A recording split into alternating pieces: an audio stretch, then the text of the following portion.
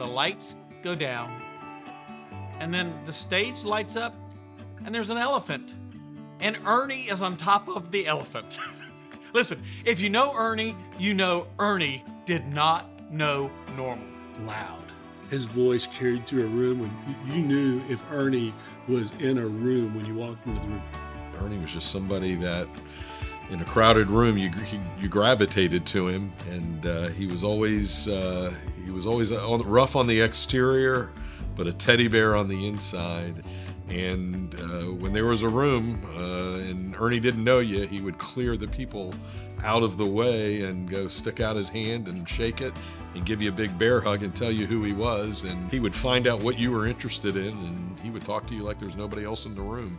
I think his lasting legacy will be APRO. You know, Ernie was a key founder of that, and he was more passionate about that than he was his own business a lot of times. I mean, he poured his heart and soul into that. In Washington, when we went on the meeting with our legislators, he was there, and he would explain and explain and explain what we were asking. He would go to meetings that weren't his to help people, and he knew that some people would not be as schooled in the subject matter, and so he would go with them and he would help.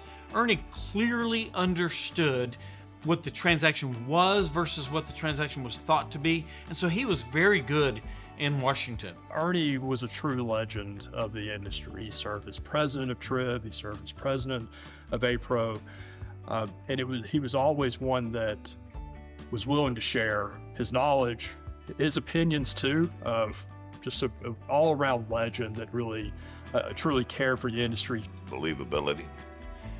When he believed in something, there was no talking him out of it.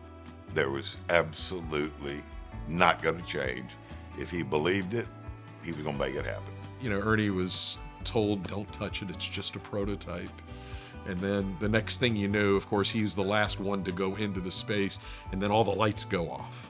When you tell Ernie not to do something, that was a license to do it. And he just looked me in the face. He said, you know, I don't want to, because I really feel like it's time for me.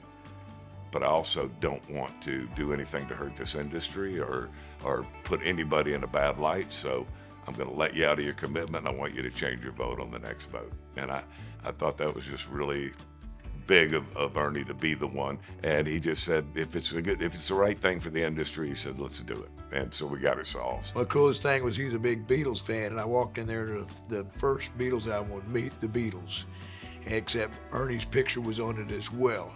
He was the fifth Beatle. He's a very vocal person, he's opinionated, but he's also kind, he's soft. He'll sometimes come back and he'll start off a little bit hard, and then he softens pretty easy. Ernie represented his family extremely well, proud of his 3 daughters and his wife Debbie immensely. So he was a family man first, a God-fearing man for sure. Ernie became our first official franchisee. And at that point, you know, having Ernie on the team, previous APRO president, was a boon. I had no marketing budget. We had Ernie. It changed the trajectory of my life, and I think his memory will forever be stamped in the rent-to-own, especially R&R. He wrote the entire funeral. Who's talking here? Who's talking here? What songs were playing? It was a really beautiful celebration of life, and I think Ernie would have just been, in fact, I know he was happy. Ernie, I know you're listening.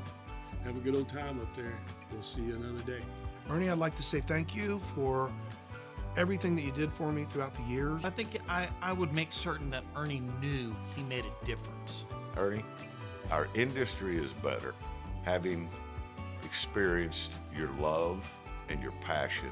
Everybody that had any chance to be with your friend is better having that opportunity.